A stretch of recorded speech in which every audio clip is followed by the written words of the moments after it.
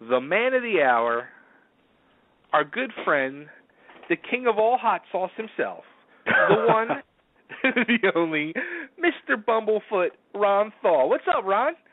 It's so funny that you said that, because just as you were saying that, I dipped my tongue into stuff called the Reaper sauce, made from the Carolina Reaper, the world's hottest pepper on earth. And just as you were saying that, I was like sitting there with like my tongue sticking in the hole of a hot sauce bottle, and I'm like, wow, I really am a weirdo. My daughters love you because whenever your name gets mentioned, right away they're just like, "Oh, you're going to use this hot sauce again?" And I have the jar right on top of my stove, so they're always trying to get me to try the Bumblefuck hot sauce again, which I did it once, and I'm sorry, I'm not going back. It's great to be chatting with you again, man. You too, man. You too. And I'm going to say this real quick. I'm going to put a disclaimer out there because these friggin' people in our world are absolutely nuts and insane, and they're rather crazy and rude. So they'll all be saying, why didn't you ask this? Why didn't you ask that? So the disclaimer is there is no talk of Guns N' Roses. That's it. Final, done. We ain't talking about it. So don't be like messaging me. Yeah, don't message me and say you're a effing kiss ass or you're an asshole or I hope you drop dead. Do you get that stuff? Do people do that? Oh my God, yes. Oh yeah. Oh People, come on. It's ridiculous. Major problems on Earth. This is not one of them. I know, right? We got more important stuff to talk about. I hear there's a rumor that little brother is watching us. Nice segue. You like that? So yeah. So new album. The new album, and sometimes I was thinking, like, how long has it been since your last actual solo release? Well, as far as like a full length album, that was July of 2008, the Abnormal album, and then in December of that year, I did a little acoustic EP. Then it was a whole lot of touring. In 2011, I did a song a month that I put out only digitally, and it had backing tracks and guitar transcriptions and stems to make your own mixes of the songs, and I did 9 of those before I had to hit the road again. In 2011, that's when I actually started the Art of Anarchy stuff and a couple of other albums, and in 2012, put out a few of those albums that I was producing, and then in 2013 it was just a ton of touring. By the end of that year I started writing for this new album, and more touring in the first half of 2014, and then finally I was just like, no more. Locking myself in the studio and I'm not coming out. So I mean, got it done. You got it done, but I mean, all that time had passed, like, to where you didn't really sit down and do like a serious full-length solo album. So I mean, is this like had been eating at you to do one? Well, I mean, yeah, it's sort of like holding your breath, and it reaches a point where either you feel like you need to just inhale water or come up for air and make that album. You know, it's like, you got to do it, and it's eating at you, and finally reaches a point that if you're not being creative, you're truly suffocating. You need to do it. I'm not, there's a lot of people that are happy to just go and just play and do shows, and that's cool, but that's not me. I mean, I love doing that stuff, but I need completion. I need a balance. I need to be making music. That's what I do. Right. Well, let me put this like this then. Like, you're saying you need the completion, but is the completion not only the final product, but being able to go on stage and do it as well? Totally, yeah. I mean, if you just do one thing, you're going to be missing everything else. There's going to be a hole that nothing else can fill. If you're just in the studio, you're going to be itching to play. If you're just playing, you're going to be itching to get in the studio. If you're doing both of those things, you're going to be like, damn, I need to teach. I need to do something. I need to pay this forward. I need to give back all the inspiration, everything I got from everyone else that allows me to do what I do. I need to share that. You always need, because if you're not doing all of that stuff, you're not getting the most out of it, and you're just feeling a void. And one thing cannot be your everything. You can't ask one band to be, for what you need for writing, for producing, for teaching, for this, for that. You need to do a lot of different stuff. And when you do, you realize, wow, I got a very musical life, and I'm really happy, and I never get bored. And I always feel, and I don't get burnt out or anything. Nothing gets dull. Nothing is feeling mechanical. Nothing is robotic. Nothing is dialing it in. Keeps your passion really strong. And especially, you are super creative, and, you can basically just write your own book where you can, all right, you want to do a hard rock album, you do a hard rock album. You want to do something acoustic, do something acoustic. You want to do country, if you got a country bug all of a sudden, you can do that. You can just do what you want. Sure. At the same time, though, you got to be considerate of the people that have given you support. You don't want to abandon them and suddenly just do a 180 on them and say, the best example I could think of is as a young kid when Kiss put out "I Was Made for Loving You." I felt so betrayed. It's like the rock band that these guys, they're the reason that I'm playing music. They're the reason that I got into music. And now they went disco. You can't completely betray the people that have been there for you for years. So if anything, at least now we have social media, we have communication, so at least you can let your fans know, hey, I was thinking about doing a little side thing, something like this. You could, take them on the little journey with you. Right. Yeah, that's exciting too. And you have some loyal fans all over the world. God bless them, those crazy bastards. What the hell is wrong with that? Going back to the Kiss thing real quick, though, you're not much older than me. How old are you? 45. Yeah, I'm going to be 45 next month. Now, when that whole thing happened with Kiss and Dynasty coming out, I must have been the only kid that was excited. I don't know. I was digging it. I still dig it to this day.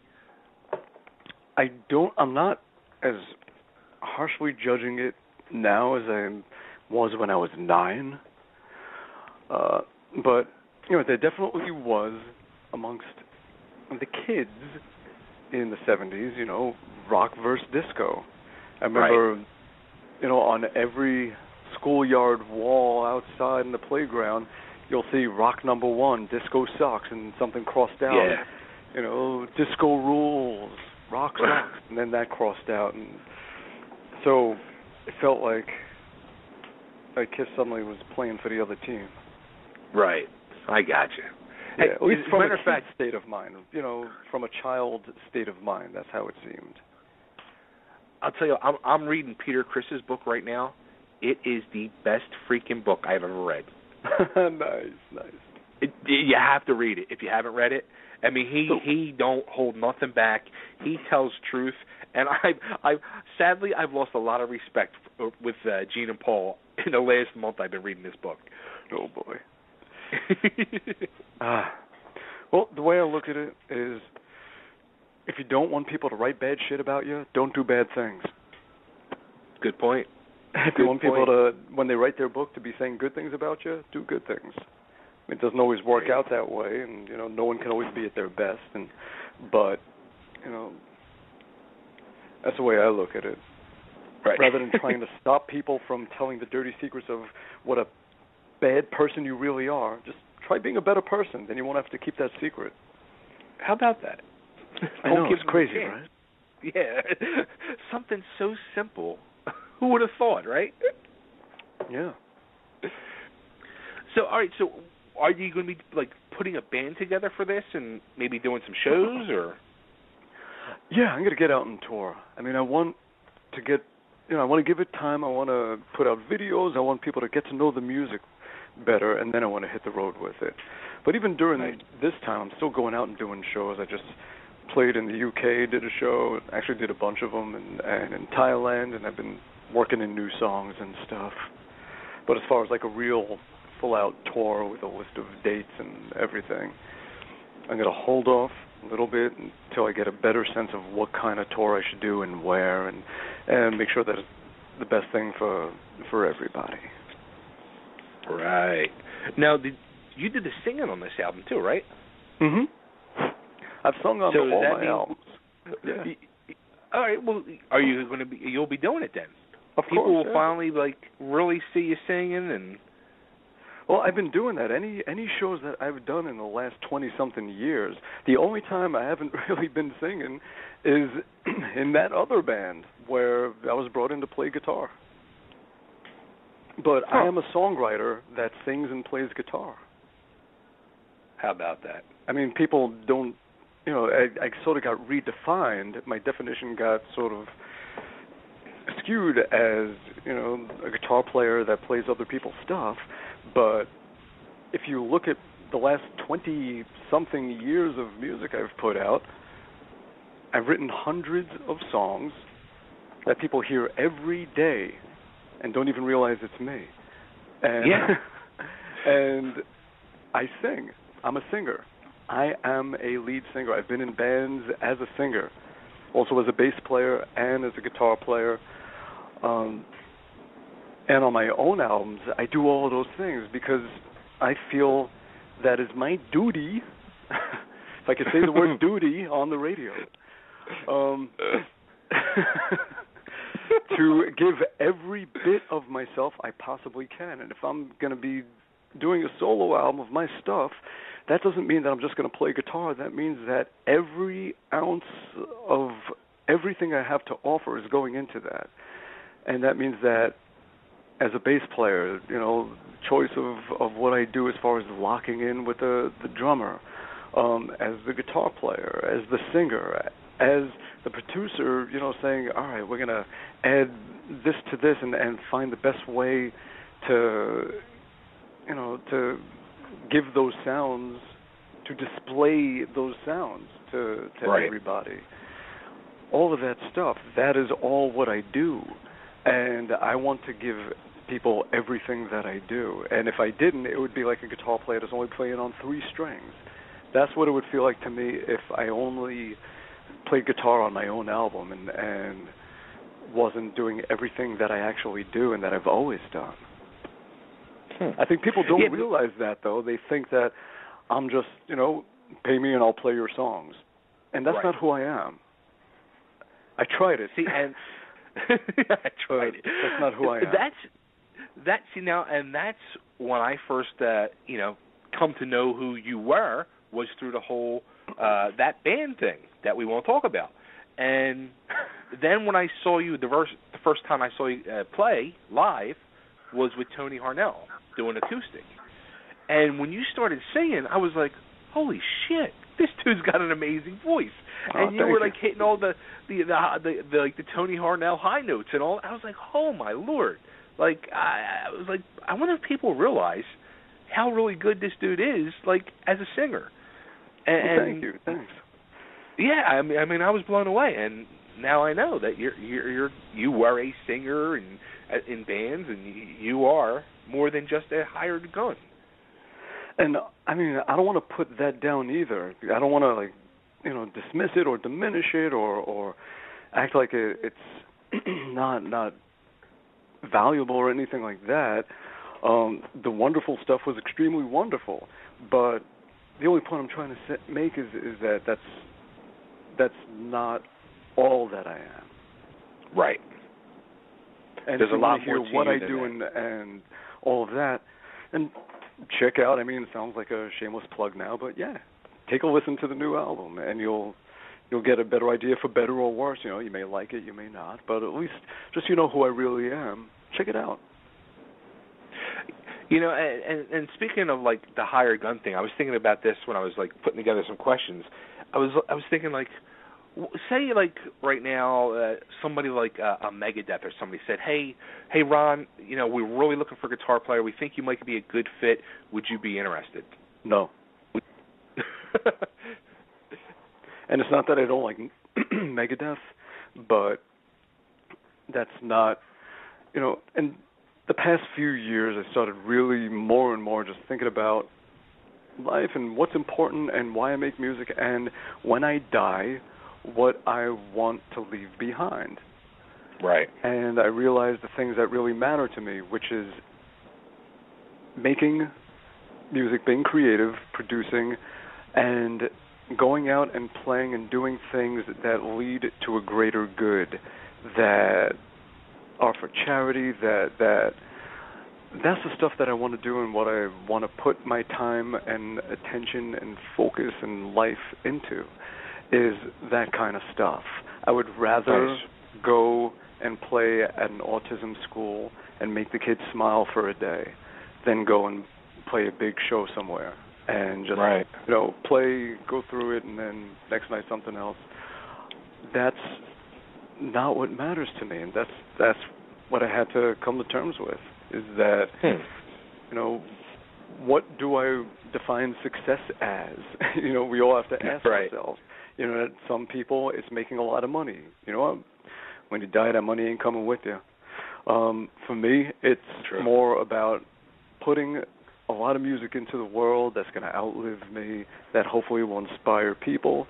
It's teaching and doing those kind of things that hopefully the next generation will go and do beautiful things with it. That's the kind of stuff that matters to me, and that's what I want to put my time into. So I'm going to keep going out and keep being a rock star and doing all that crap, but when I go out and play now, I just played in Thailand. I headlined like their Sturgis, their big bike week out there. I headlined the damn thing, and it was all for charity. I paid my own way even to go out there and everything, and raised $163,000 for children, for disabled kids, for orphans, to help with their education and their future. Things like that. That's freaking awesome. That is what matters to me, and that's what I'm going to be doing with my life. That is freaking awesome, dude. That really is. And I have a lot of plans. There's a lot of things that I want to do, and that it's not that I'm using my music as a tool to do that stuff. It's simply that as you're doing what you love and making music and doing all these things that you do anyway, you're just putting it all towards some greater good that's going to make a big difference in people's lives. So yeah, that's where it's at. Cool. Now this whole other thing, this Art of Anarchy. Now this totally caught me off guard. When I saw the stories first start coming out, I was like, holy shit, what a lineup this is. This is friggin' awesome. I also kind of said to myself, wow, Ron's going like from the oven into the fire over here maybe a little bit. But I was like super excited. And then and I heard like the little teaser clips and all. I'm like, this is going to be freaking awesome. And then the next day it was like everything imploded in seconds. Like Scott had to come out and make sure that people knew he was not in the band. I'm like, well, what happened? Like that was quick, and like why even bother doing promo photos if you're not in the band? That's not what we agreed on the day before. Okay. All right. So I mean, he says he was just hired as a studio musician, pretty much. Well, I'm not going to get into the legalities and what was agreed on and what was signed and what we were all in agreement on and all of that stuff, because I just don't know what the future has in store. So, keeping it on a positive note, I am happy to say that the album should be coming out in early June. We all made 2 really cool videos together. Those will be coming out too. I hope people like the album. It's sort of a, you heard the teaser. It's sort of a grungy metal album that really runs the gamut of everything from, double kick stuff to nylon string solos in the same song with beautiful vocal melodies. So right. it's going to have some interesting moments to it, and I hope people dig it. And it's a very cool. It's something, it's something different. He's doing a solo thing. I'm doing my solo thing. We have this, right? And this will probably, get wings and do something. I mean, it started off as an album, and it became a band. And as far as what happens in the future and with who remains to be seen. That's a mystery to everybody. But at this point, first step, just getting the album out and sharing that with people. Yeah, I mean, I could see like a big buzz happen around this, and then like maybe Scott would say like, all right, well maybe I should be doing that because my album's not buzzing at all. You don't have to answer that. Yeah, I mean, from what I think his album's great. But and I hope that he's very, most importantly, I just hope that he's really happy going out and doing his thing with his band and doing what he wants. We all ultimately we need to feel satisfied and happy and in control of our lives, and that's first and foremost, because once you feel like you're enslaved or imprisoned by what you do, that's when things start going bad. Right. And you got to care about the person first and the music second. This is true. I'll tell you what, though. I saw, I guess it was probably like 10 years ago when STP was releasing that 4 album. They did, I guess, like a radio station tour, and it was just Scott and Dean, and they did like a little acoustic set of like 4 or 5 songs for listeners. And I got to go to the one in Philly. It was literally like 25 people. We were in this little recording studio in a room, and just the 2 of them, and they just played like 4 or 5 songs, and his voice was so just magical. Just hearing him there, just him and Dean with the acoustic, it was just not what I was expecting at all. I was really blown away. It really gave me a lot bigger respect for him as a singer. Great when you hear songs that you're used to hearing with all this energy and hearing them just stripped down and intimate like that. It's just you get this even deeper connection to it. Absolutely. Nice. So, all right. Some other things I want to touch on real quick. One, you worked with Jessica Simpson. Way back when. We were never in the same room. I laid a bunch of nylon string, like Spanish guitar stuff, and on her club mix and dance mix to the song "Irresistible." Huh. Yeah. Yeah, I was going to say, like, was she really weird shit? I was going to say, was she really a dingy in person, or? No, I didn't meet her in person. You know what? It's really easy to judge people you've never met. True. I'm sure if you met her, she's probably a sweetheart, I'm sure. I'm sure, too. Seriously, because I notice that all the time. Like, I always notice that. Everyone, and I've done this myself, like, you have the harshest opinions about the people you've never met. And then you meet them and it's like, wow, okay, wait a minute. That was way off. And then you start to realize, it's like, you know what? We have the strongest opinions about the things we know the least about. Whether it's people or places or events, whatever it is. This is true. Very true. Now, how about also, too, I was thinking, I'm just killing all the fun, aren't I? No, dude, you know what? You're like being like a philosopher, but you're a philosopher of truth and common sense. How the hell did that happen? I don't know. I don't know. Now, like you were just saying, you go over to Thailand. I mean, you go to all these different countries. Can you speak any other language? Not very well. Speak some French. I could say the simple, hello, thank you, and goodbye in a lot of different languages. That's about it. The only one that I can almost form a complete sentence with, I think, is French. Because I saw a video last night on YouTube of you in, I forget what country it was, but it was just you on a little stage with a little Marshall, your guitar, and the guy was introducing you, and he was I'm like, I wonder if he knows like what the hell he's saying. Like, it's probably better that I don't know. The less I know, the better. Yeah, it makes you wonder, don't it? Oh boy. So so check it out. So you got the Art of Anarchy thing, and now Saturday, Daryl McDaniels, also known as DMC from Run DMC, the iconic rapper. So he's going to be on that metal show on Saturday, and on Saturday we are also going to debut a song called Lot Lizard, which is a rap metal collaboration with DMC and the band Generation Kill, consisting of Rob Dukes, who is the singer of Exodus. You got Rob Machete, who is in Propane, and I am producing this and mixing it and laying guitar solos on the stuff. So we're working on a bunch of music together. We're going to get a whole album done. I was in the studio today working on another song. I noticed on Twitter, DMC is tweeting all over the place. He's like, just heard him, makes it fired up, it's amazing. So everything's going great.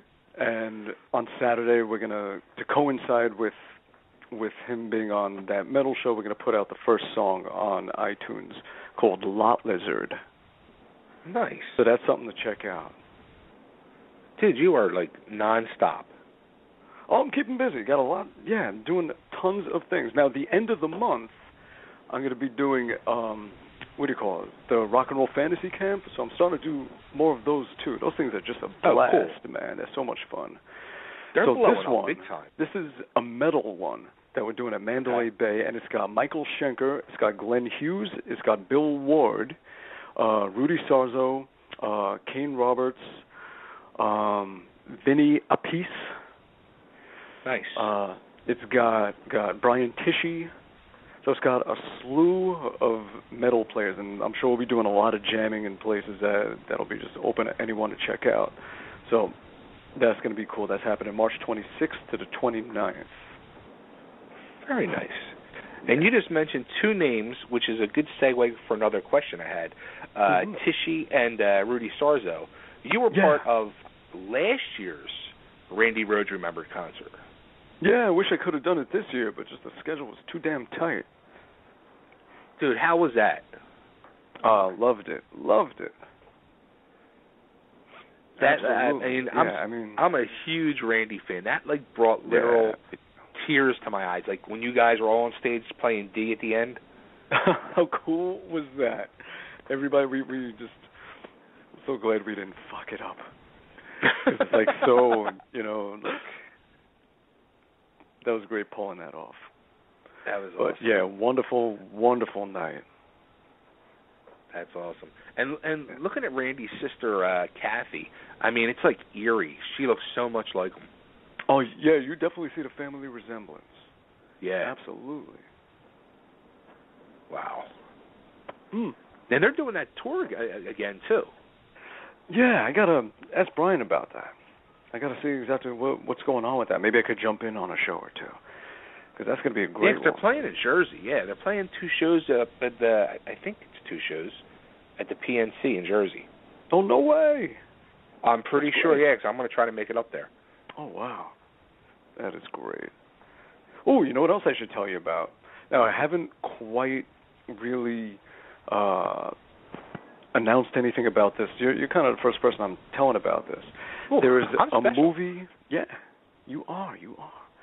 There is a movie, an unfinished documentary called Martyrs of Metal. And it's about a metal band in Afghanistan. And all they were trying to do is just be a band and do their thing, and the obstacles that they had and the challenges in in that climate. Very interesting movie. They're going to be doing some, they're going to look to crowdfund to get the final editing done to finish the movie. Huh. So that's something that's going to be coming up that they want to give you a head start on it, let you know about it, and I'm going to be spreading the word because this is a movie that should be finished. I think people will find it very interesting, and especially, in the rock metal community, we are such a family, and everyone is just, I think it's something that people are going to really be interested in and supportive of. And what's it called? It's called Martyrs of Metal. In fact, let me run onto my computer. Let me see if I can quickly get the website. Let me check. Martyrs of like M-A-R-T-Y-R. Yeah, I thought you said murder at first. I thought you said Murders of Metal. I was like, oh, what the hell is this about? There we go, Martyrs of Metal. I know Metal Hammer magazine is going to be putting the word out as well, out in the UK. All right. So let me find. And it's interesting how I found out about this. I was waiting online in Bahrain to go to Dubai, and a dude from Australia was online behind me, and the plane was late. We were just kind of just standing around, and we started talking, and somehow he came up. He told me about his friend that was in Afghanistan filming this movie, and I was like, well, get in touch with me. I want to know more about it, and if I can help spread the word a little bit. So yeah, random thing. Okay, here we go. TigerNestFilms.com. You go to TigerNestFilms.com.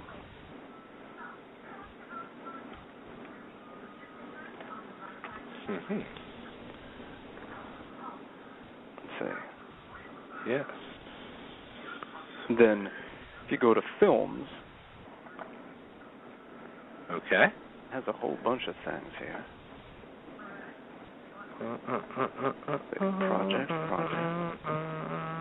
I'm looking for it. I want to find it on here.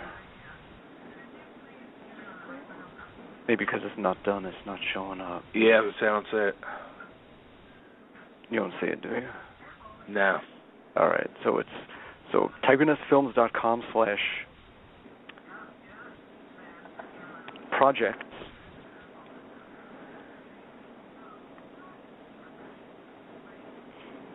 /martyrs MARTYRS -of-metal, and then another slash.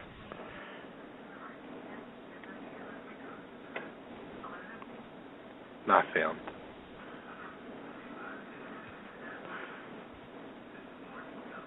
Did you find it? Mm-hmm. Let me email you the link right now. Yeah, okay. Email it over to me. This way I can get that out there.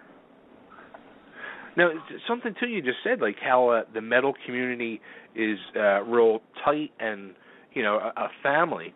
Do you think it's more recently with everybody doing all these multiple projects and working together that's more of everybody starting to really form that family because you're all working together a lot more?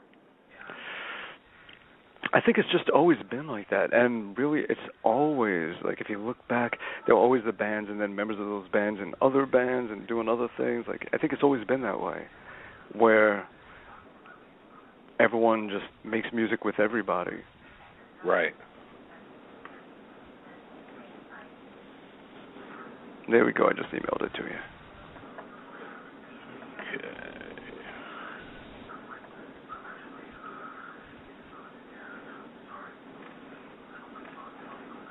Oh, cool. All right, so it's got a trailer and all. Nice.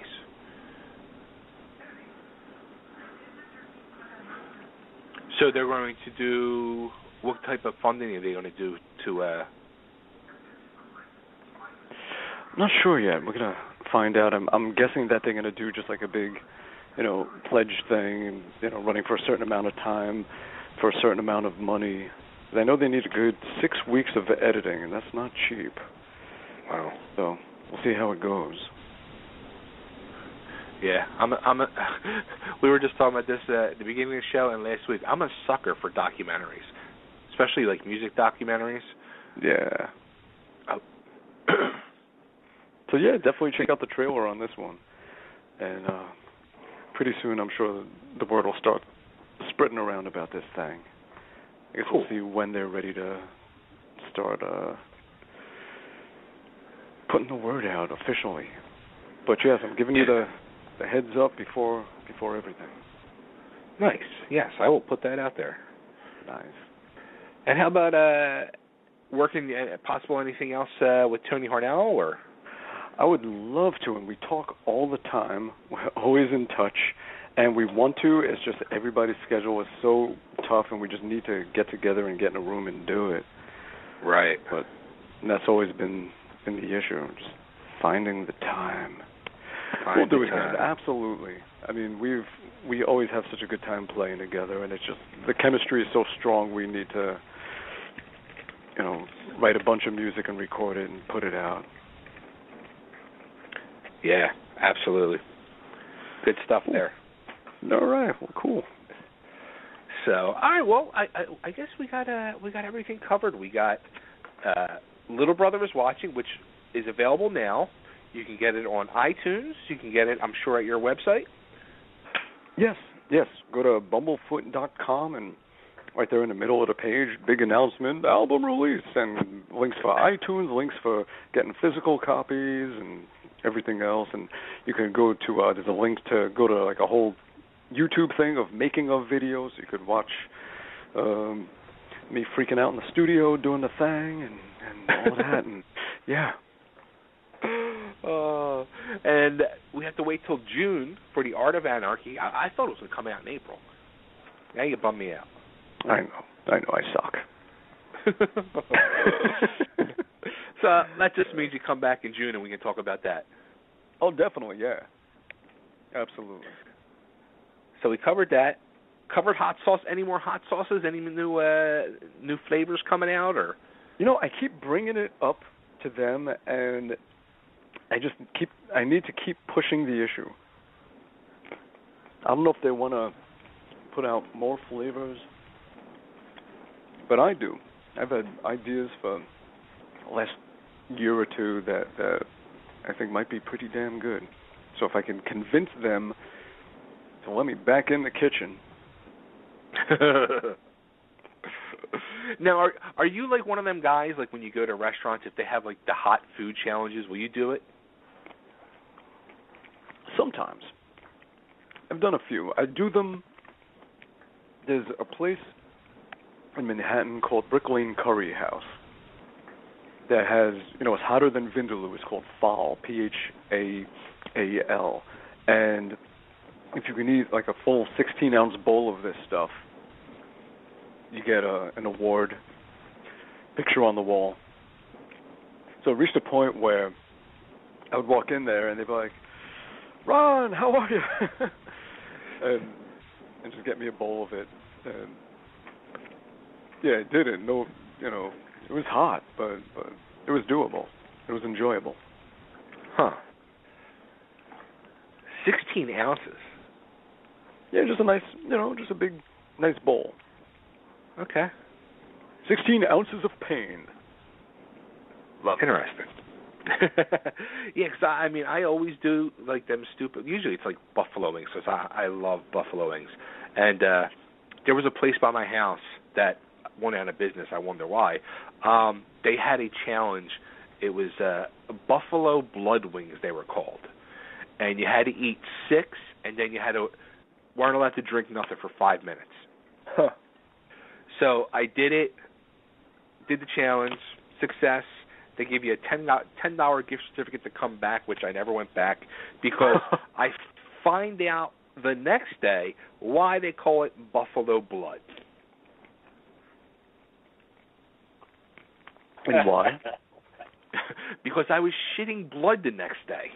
Cool, I just wanted to hear you say it out loud.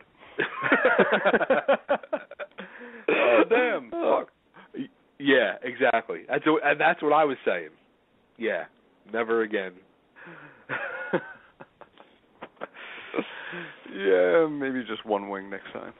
Yeah, how about that? Or like, I'll go to Hooters and I'll get like the hottest wing flavor, and like now I go to order the hottest one, and my wife puts the kibosh on it. She'll tell like the Hooters girl, no, don't give him that, because then he'll get the shits. I'm like, oh god, oh, geez. Yeah, like that's. Thanks for making me feel unsexy. Yeah. All right, so yeah, everybody, go to iTunes. Get Little Brother Is Watching. Go to Bumblefoot's website. Buy it there. Buy hot sauce. He's got a bunch of merch up there now as well. Find him on Facebook, on Twitter. He's everywhere. Yes, Twitter.com/Bumblefoot. Facebook.com/Bumblefoot. Instagram.com/Bumblefoot. YouTube.com/Bumblefoot. There you go. He's everywhere. Ron, very good. You're the freaking man as always.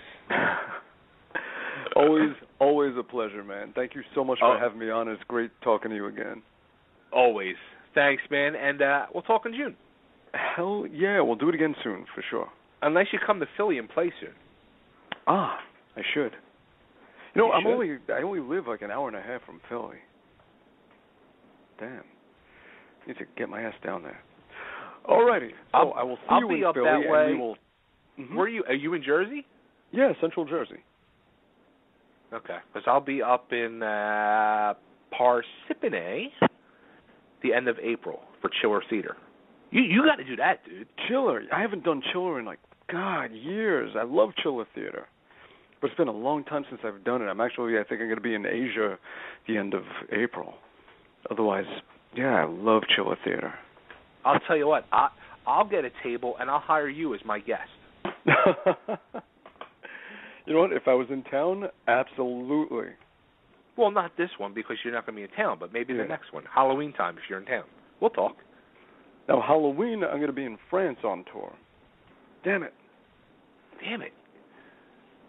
You're always out of the country. I know, I stalk. I'm telling you. I'm sure you get a lot of frequent flyer miles. Yeah. All right, man. Thanks a lot, Ron, and we'll be talking soon. Take care and good luck with everything, and we'll talk in June. Thanks so much, man. Have a great night. All right, brother. I'll see you. Bye-bye. All right, there he goes, the one and only Bumblefoot.